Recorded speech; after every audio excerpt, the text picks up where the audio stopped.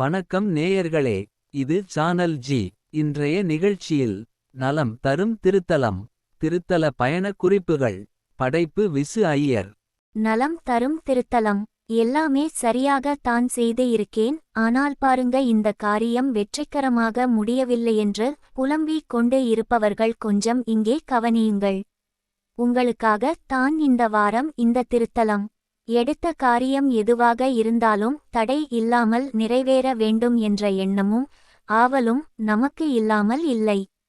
அது போன்ற முயற்சிகள் தடை இல்லாமல் எந்தவித இடையூறும் இல்லாமல் நிறைவேற ஒரு தலம் என்றால் அது திருநெடுங்களம் என்ற திருத்தலம் தான். காசிக்கு நிகரான இந்த திருத்தலம் திருச்சி மாவட்டத்தில் துவாக்குடி என்ற இடத்தில் அமைந்துள்ள நெடுங்குளம் என்ற கிராமத்தில் அமைந்துள்ள திருத்தல தெய்வம் ஒரு சுயம்பு.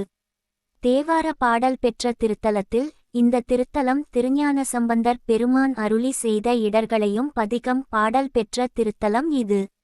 மக்கள் பேச்சு வழக்கில் இத்தலத்தை திருநட்டாங்குளம் என்கின்றனர்.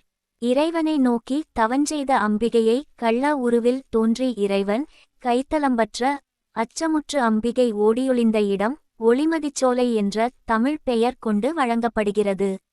இந்த திருக்கோயிலின் முன்னால் திருக்குளம் உள்ளது. இக்கோபுர வாயில் வழியாக உள்ளே நுழைந்ததும் கொடிமரமும் பலிபீடமும் உள்ளன. கொடிமரத்தின் கீழே விழுந்து வணங்கி வலம் வந்தால் வெளி பிரகாரத்தில் வடகிழக்கு மூலையில் திருக்கல்யாண மண்டபமும் ஒப்பில்லா நாயகி என்ற திருநாமம் கொண்ட அம்பாள் சன்னதியும் உள்ளது. அம்பாள் சந்நிதி தெற்கு நோக்கியது. நின்ற திருக்கோலத்தில் 4 கரங்களுடனம்பாள் காட்சி தருகிறாள்.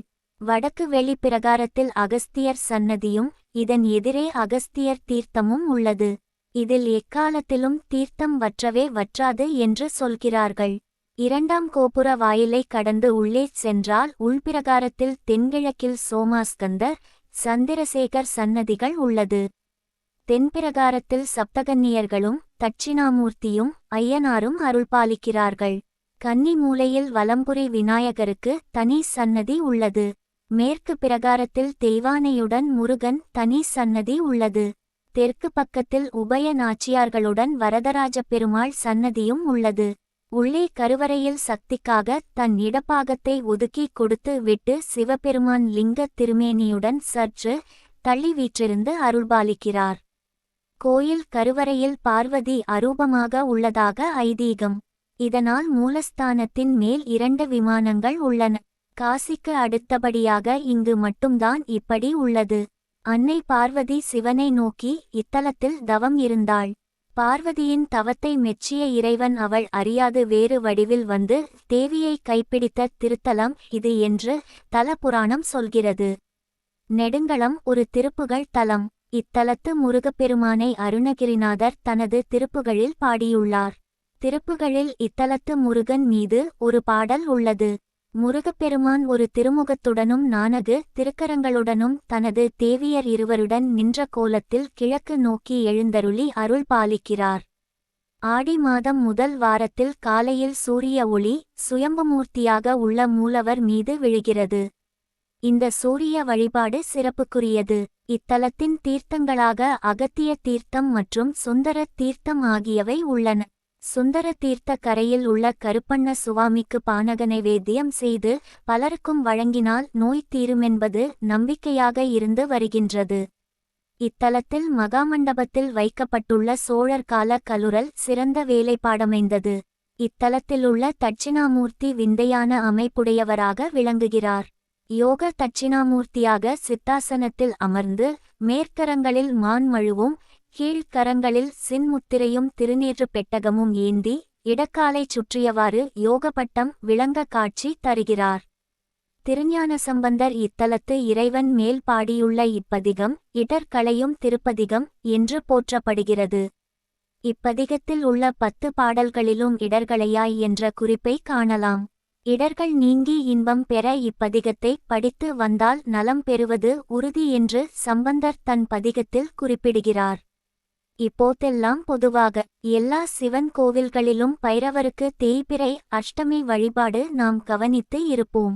பைரவர் சன்னதியில் அவரவர்கள் வழிபாடு செய்வார்கள். உங்களுக்கு தெரியுமா தேய்பிறை பஞ்சமி வழிபாடு?